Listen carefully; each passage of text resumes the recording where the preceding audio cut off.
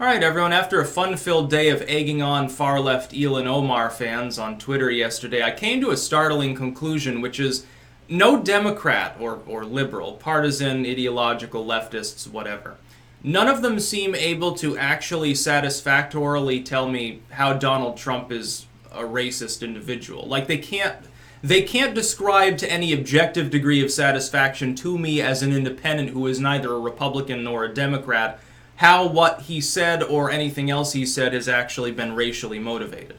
Because national origin is not race. That's number one. Things that he said throughout the past, they get cast off as racist aren't.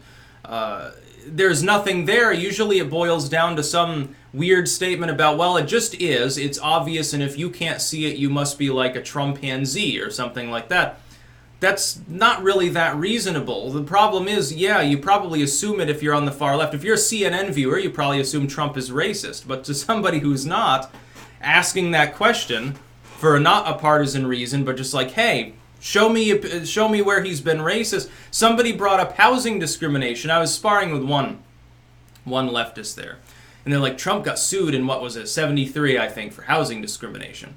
A cursory glance at the case, though, shows that it got dropped after Trump countersued for defamation, I believe, specifically because there was no evidence. So it got dropped. There was never a finding of guilt. Then they sued him again in 78. Again, it was found there's no evidence of this. Trump tries to countersue again. Then they take it up again in the mid-80s. Again, there's never been a case where he's been charged with anything or found guilty of discrimination and fined. It's never actually happened. And I'm thinking to myself, if you weren't a partisan, like if you weren't a Democrat or a liberal or whatever you are, if you thought about it for a second, developers have always been harassed in this manner because it's an easy way to get money, potentially. Basically, someone says, well, I was discriminated against, it could be for any reason. The credit's not high enough, they're criminal, they get a criminal history, whatever. They try to get an apartment, they get turned down, they turn around and sue for discrimination. They're hoping that the person has bigger things to do and will simply settle out of court and give them some money.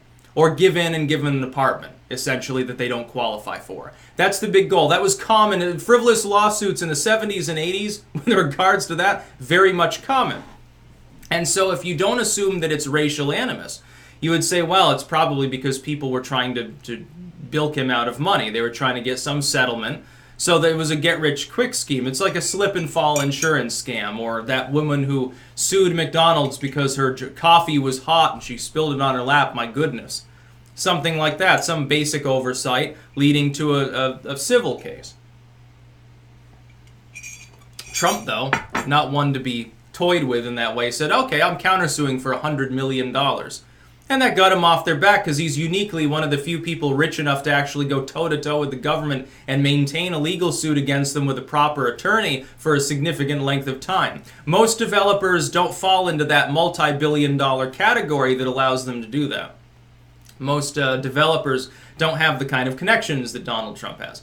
Do I believe there was housing discrimination? Not really. It's possible that some manager of a Trump property was discriminatory, but that's not Donald Trump. And there was apparently never any evidence. Like, one of them was like, I guess there was a door, man, like the dude, at the front door opens and closes it for people going in and out. Back before automatic doors were more common, they used to have these dudes more commonly, was told that they could keep people out for being black or something. But there's no corroboration if it's just maybe this former employee was disgruntled and he wanted a settlement too, so fucking who knows? That's not evidence of Trump being racist, though. Trump saying send her back, which is actually what his crowd was saying. That's not racist. National origin's not a race. Elon Omar is not a race. Her is not a race. It's not a racial statement. It doesn't invoke race in any way. And by the way, if you consider that a dog whistle, no. What I'm saying is that it looked like Trump was conflating state-like origin with national origin in some of these cases. At this point, so you're saying to me he's now aware. Let's assume he was ignorant to begin with, thought that all four of these individuals were from abroad. When really, Elon Omar is from Somalia, the others were born in the U.S. Let's say he was ignorant of that fact and that this isn't grand strategy. Once he was told that he was wrong, once he was confronted with the fact that three of these individuals have not come from another nation, he persisted in the line of reasoning that he had kept. That shows me that either he is deliberately antagonizing, which I think he is in addition to, or number two, and I think this is twain with it, he wasn't referring to national origin per se in the first place. People read that into his statement initially. That's pretty much what happened.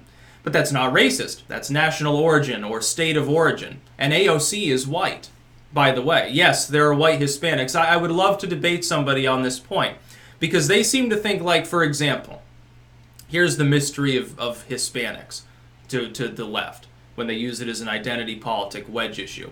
Let's say that two people from Central Africa, their families have been in Central Africa for hundreds of thousands of years, continuously, totally 100% of African origin, 100%. Let's say that they move to Mexico and have a child. That child grows up learning Spanish and stuff like that. Under the U.S. categorization system, they're black, but they're also Hispanic. They're a black Hispanic. That's because Hispanic is not a race. It's not a genotypical thing. It's a culture. It's a set of cultural facets, Spanish-speaking or Portuguese, Brazilian in some cases, of that extraction. It can be any mix of various genetic factors. A person could be of pure Germanic. A person could have two parents that come straight from Iceland. They've been in Iceland since the medieval era. They're 100% Northern European. You won't find anything else in their lineage. They have a kid in Brazil. That kid is Hispanic. Supposedly, according to both white ethno-nationalists and to people who are really far left, this is somehow disqualifies them from also being white. Or from any other particular race, and magically transforms them into something else. It's not the way the genetics work. It's very, very interesting that people don't understand what a phenotype is. Somebody tried bandying that term around, and I'm like, okay, I found the person who kind of paid attention in biology but didn't get good scores.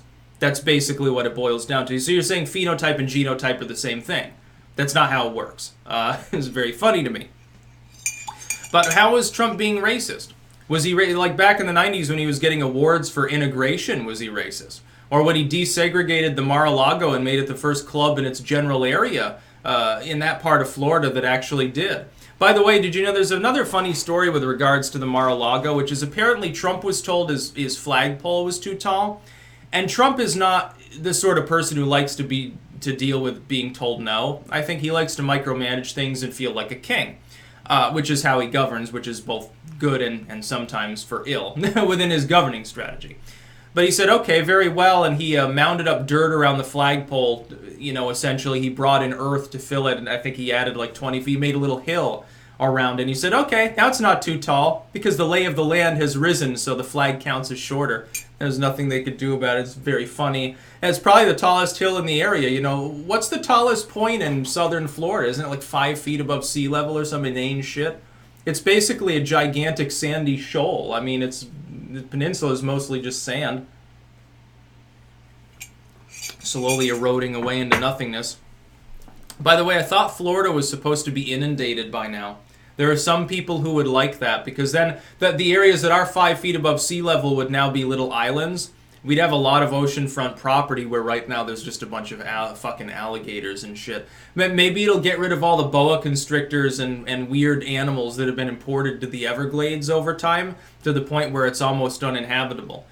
Dude, there was one, I remember seeing a show where they actually did manage to find a fucking king cobra wandering around the Everglades, and they're like, well, they're there. We don't think that there's enough to be a reproducing population, but it could happen.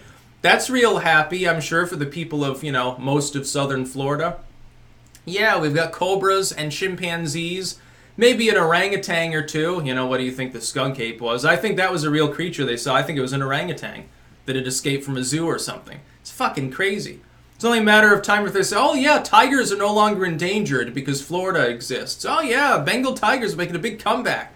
Everglades, kind of like Bangladesh, kind of like, those swamps over there that they live in. Yeah, there's hundreds of them. Yeah, too bad the population of humans is in steep decline, but, my God. I know I got off on a little bit of a rant there, but I'm trying to think of anything Trump has said that objectively would be considered racist, not by a Democrat, not by a liberal, not by someone looking for racism, but somebody like me, an independent voter who doesn't really think about it that much.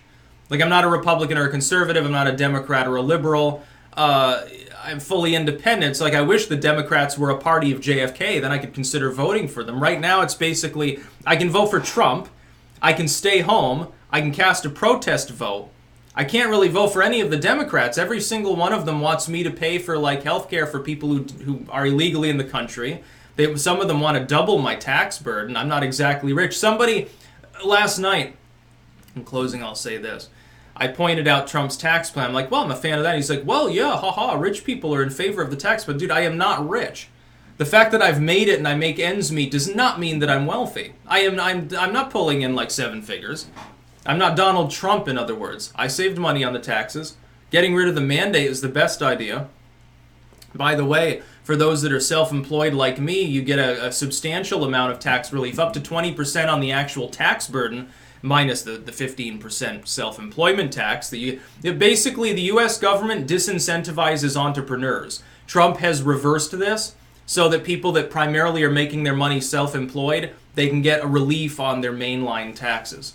I think that's a great idea. By the way, another thing that Trump needs to do in tax reform is extend the benefit of being able to write off the student loan total that you're paying in. You should increase that, and you should increase the threshold of income that allows you to do that. Right now, it's cut off at 74 grand a year.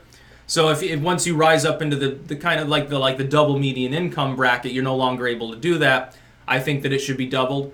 I think the maximum you can write off is it 3,600 or 28? Or it's fairly small. You should increase that substantially. Increase it to 5,000 or 6,000, because then people that are paying more or have a lot of debt, they get more relief. It just makes sense. If they're paying in a bunch of money, you want to give them relief, then they can pay into the private sector of the economy. They can get more goods. They need to reform that. You do that as an alternative to forgiving student loan debt or making free college, which is to say doubling my taxes. As an alternative, just restructure the tax code and give more forgiveness to people able to pay off at least the minimum payments. So they can pay it off faster, they can have more money, they can contribute to the economy more. It'd be better, I think, by and large, as a reform mechanism. But yeah, Trump racist, how? When he was hanging out with the Jesse Jackson, Al Sharpton getting awards in the early 90s, he wasn't being racist, at least by the definition of the left at the time. They loved him. And Howard Stern never called him an anti-Semite or anything like that, probably for a reason. It's very funny when he very opportunistically applauds Israel for no reason in the middle of a speech. It's like, I understand what he's doing. I think it's regrettable that has to happen if you're a Republican politician. But it is really good strategically because, the 4 horsewomen of the apocalypse, the Squad, the Gang of 4, they're all like, they all do appear to be somewhat anti-Semitic. Like, in a legit sense, too. Like, not even like, oh, well, I support Palestine. That's not anti-Semitism. Or no, I don't like Netanyahu. Criticism of the government of Israel or of Israeli expansionism is not anti-Semitism. But then you've got people like Elon Omar, like, they say weird shit all the time. And it's like the funniest fucking thing I can think of. And Trump just runs rings around him. It's really funny to see. That's about all. Peace out.